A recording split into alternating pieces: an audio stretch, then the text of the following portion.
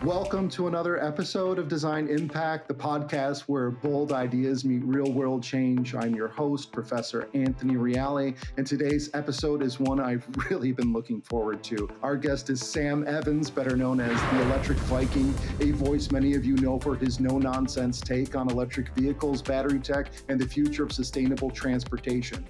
But behind the YouTube channel is a designer and a thinker who is constantly challenging the status quo. In this conversation, we're going to go behind the headlines. We talk about what it means to design with purpose, how to stay grounded in a world that is rapidly changing, and why storytelling might just be one of the most important skills for today's engineers and creators. Whether you're a student just starting out or someone already deep into your career, I hope this episode leaves you thinking more critically and maybe a little bit more courageously about the role of design in shaping a better future.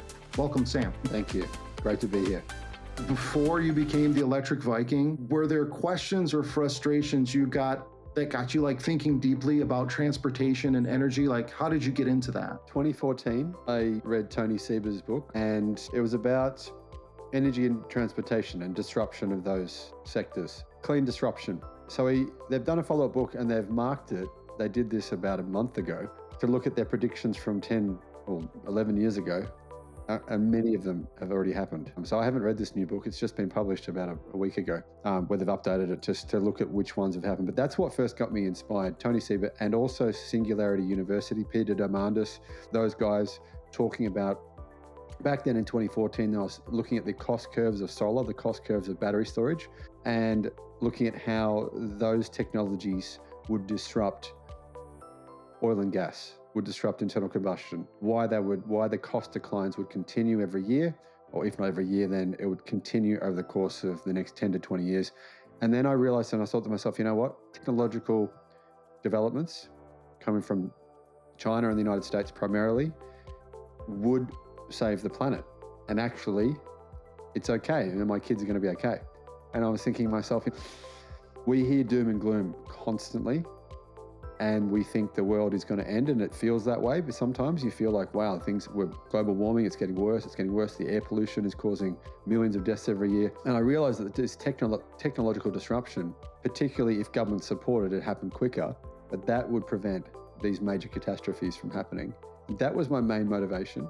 I think I felt inspired, and I felt like everyone I spoke to felt as though things would never get better and it was only going to get worse. And I wanted to tell people that actually that wasn't the case, especially if we support the right technology. And I hear you in that. One of the reasons I started doing this podcast is one of my students challenged me.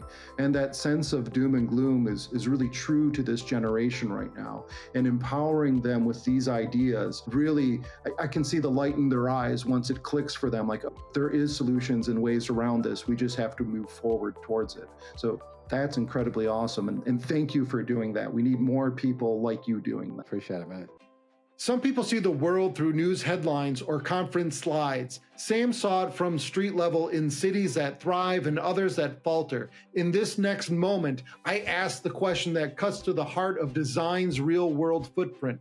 Because design isn't just about objects, it's about the consequences. And when good ideas are ignored or bad ones take root, the effect echoes through traffic systems, air quality, burned out workers, and broken trust. What did traveling reveal to you about real-world impact of poor design or missed opportunities of good design? Well, I think when you travel, you see a lot of instances where there's mistakes that were made. For example, could be at a hotel, for example. And you see good design in a hotel and you think, wow, this looks incredible. It might not cost any more money than the same hotel that was built with bad design. It was just the wrong strategy. And that applies to everything, doesn't it? It applies to the design of a car, the design of a home battery system. So in terms of traveling, I think most of my experience traveling has been, I traveled to the United States twice. I recently drove the Tesla Model 3 and the Cybertruck on full self-driving. So that was amazing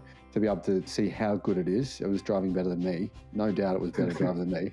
So the design there was incredible, right? They're getting that strategy to work. And China has been incredible as well, because the design of the road system in China, a lot of it's the improvements that they've made. You first look at the design of some of these roads and you think, what the hell is going on there? There's all this water in some places and roads going all the way all over the water, and you just think it's just a convoluted mess. It doesn't make sense. But then you actually start to realize that there is a reason for this apparent madness, and it actually does make sense. Because I said to them, guys, why the hell is there this big road there looping out over there? They said, because they're going to build a city there in 5 years. I said, oh, okay, you got to think ahead. Yeah. You do, and that's one of the measures of good design is somebody doesn't get distracted from their current environment thinking about how do I engage with something, right? They're just implicitly zoomed in on what they're trying to do and enjoying that moment. Yeah, it's funny, I don't have anything like the background that you do with design, but I definitely something I've always appreciated. It's something I don't know why. I don't think I've had a great eye for it. Like some people have a great eye, but I don't know why I do walk somewhere and think, well, look at that image. That is something that you got to be a certain kind of person that really, I think that really appreciates. And I feel like I do really appreciate good design. Yeah. Well, and I'm going to disagree with you for a moment. I feel like enjoying design is kind of like enjoying wine, right? You know what you like, and what you like is good, and it doesn't matter if someone else really likes it. But the fact that you're thinking and you're appreciating in those moments and developing that critical eye, I think that definitely influences how you create content when you decide an idea is good. And you do design a certain amount of battery discussion, right?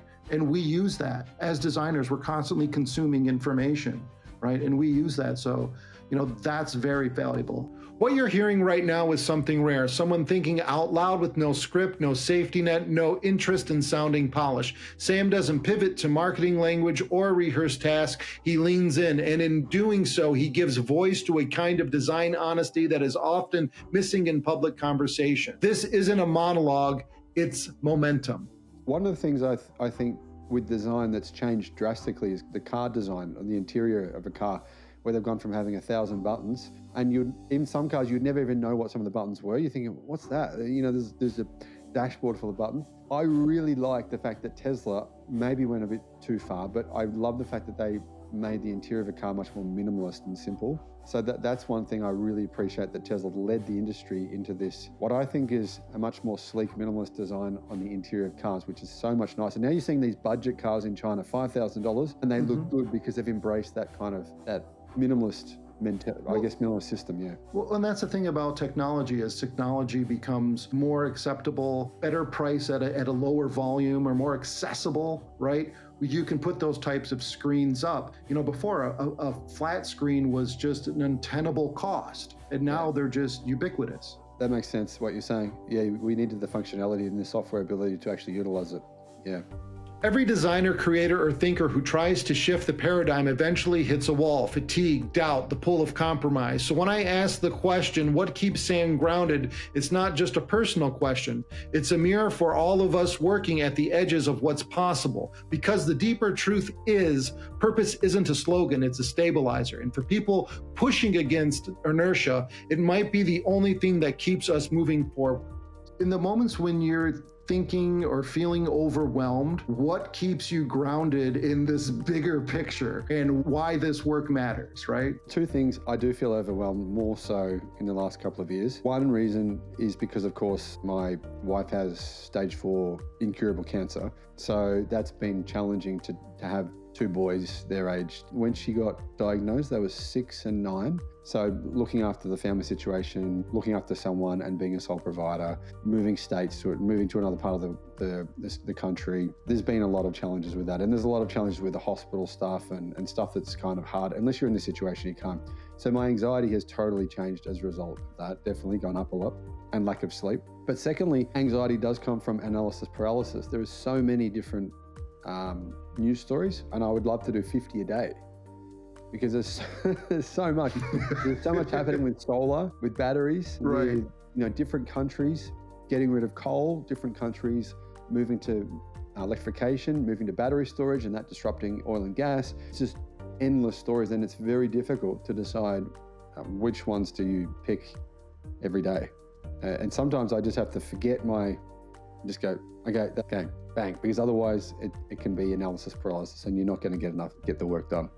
Yeah. I always tell my students something, and it is more than 0%, right? If you get yourself to do something more than 0%, you're moving towards a certain direction. And I appreciate you sharing that and telling us, because making it real for them makes it real for us to understand. So greatly appreciated. For those of you that made it all the way to the end, thank you so much. Like and subscribe if you'd like to see more so it shows up on your feed.